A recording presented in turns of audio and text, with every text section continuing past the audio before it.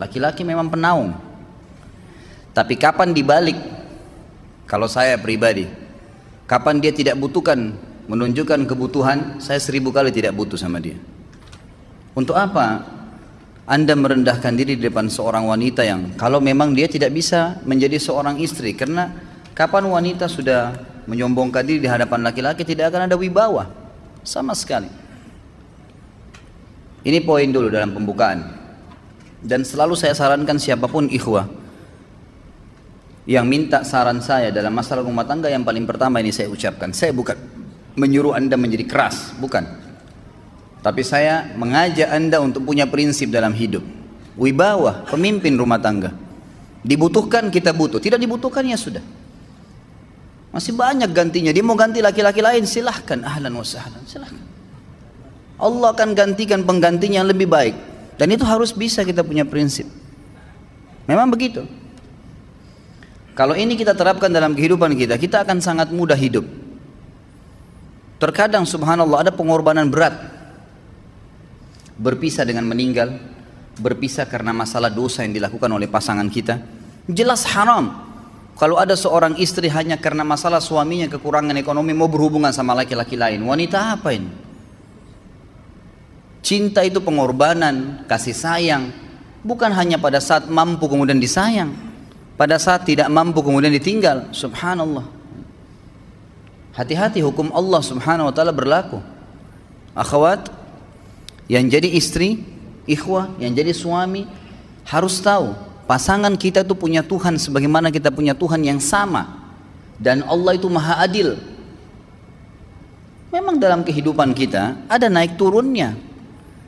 Dan makna cinta adalah pengorbanan. Itu sebenarnya. Kalau hanya kita kantongnya lagi penuh kemudian disuka sama istri, pada saat lagi tipis, lagi masalah kemudian dia mau berhubungan sama laki-laki lain, na'udzubillah min dzalik. Wanita apa ini? Kalau saya tidak naungin. Kalau saya nggak naungin. Kamu mau sama dia silahkan. Ahlan sahlan, silahkan jalan. Kalau saya, istri saya sangat tahu prinsip saya. Kalau kamu merasa ada laki-laki lain yang kamu anggap baik, atau kamu mau ingin memasukkan pendapat keluargamu dalam rumah tangga saya sehingga kedudukan saya sebagai suami tidak didengar lagi, silakan pilih keluarga kamu. Tidak ada masalah. Jadi jangan jadikan sebagai beban. Oh, nanti kalau pisah saya hidupnya bagaimana? Saya melarat. Ini kenapa ini? Saya mati kalau nggak sama dia, ya mati bener nanti. Gila kalau nggak nikah sama dia, gila kalau siapa ini? Ini kenapa ini? Keluar dari bingkai hidup itu. Seorang muslim itu hidupnya mulia. Dia dihormatin, dia menghormatin. Dia dihina, tinggalkan. Allah SWT tidak menyuruh kita menghinakan diri, tidak boleh. Kalau wanita ini misalnya, istri ini yang dikatakan tadi masih mencintai suaminya, dia hanya sekedar minta kerja, ya, garis bawahi kalimat ini ya. Dia hanya sekedar minta kerja untuk membantu nafkah rumah tangga, ahlan wa sahlan, jempol. Enggak masalah. Bagus itu. Sampai suaminya mapan. Itu baik. Tapi dalam kondisi masih status istri punya hubungan sama laki-laki lain, naudzubillah min dzalik. Mana ghirah? Mana kecemburuan positif yang telah Allah pelihara dalam diri kita? Enggak boleh. Pada saat seorang sahabat pulang ke rumahnya mendapatkan istrinya selingkuh dengan laki-laki lain, tidak disebutkan apakah berhubungan biologis atau tidak, tapi yang jelas sahabat ini sampai kaget masuk ke rumahnya temukan ada laki-laki lain. Dia bingung mau lakukan apa. Dia pergi ke Nabi SAW lalu berkata, ya Rasulullah, saya pulang rumah istri saya lagi sama laki-laki lain. Maksudnya dia pandu saya harus buat apa nih? Apa yang terjadi? Subhanallah, Sa'ad radhiyallahu anhu sahabat Nabi mulia menghenuskan pedang mengatakan, ya Rasulullah, kalau terjadi pada rumah tangga saya akan penggal dua-duanya. Dua-duanya saya penggal nih.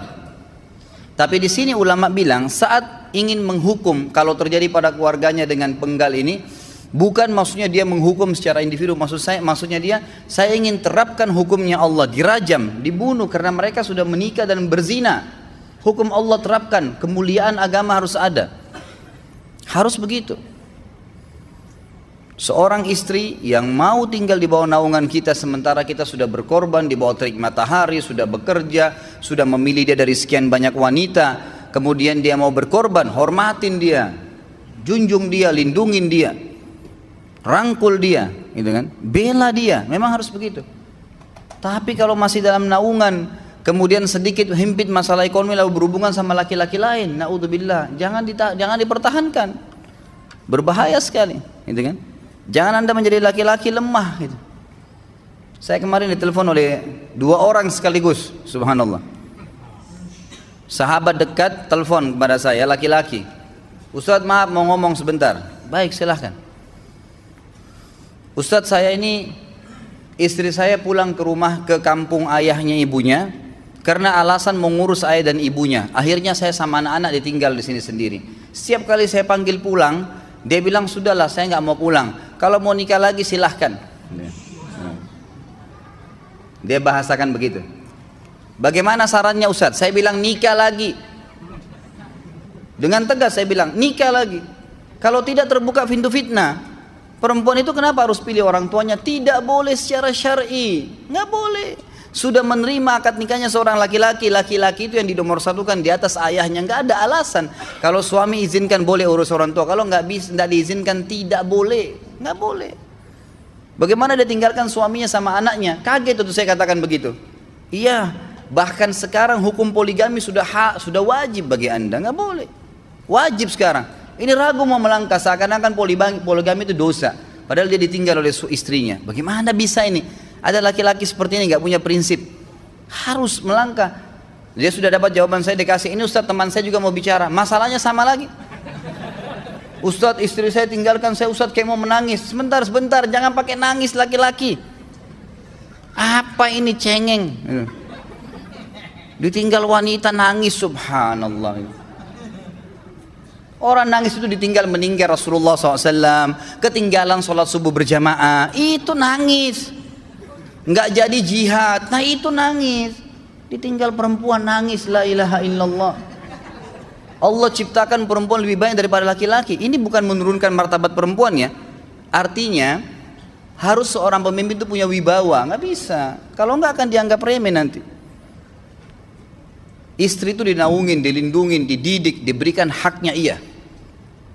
Berikan berlipat-lipat penghormatan sebagaimana dia berikan satu penghormatan. Nggak apa-apa. Tapi jangan sampai menginjak martabat seorang pemimpin. Nggak boleh. Akhirnya saya sampai bilang sama dia, akhi, ambil keputusan.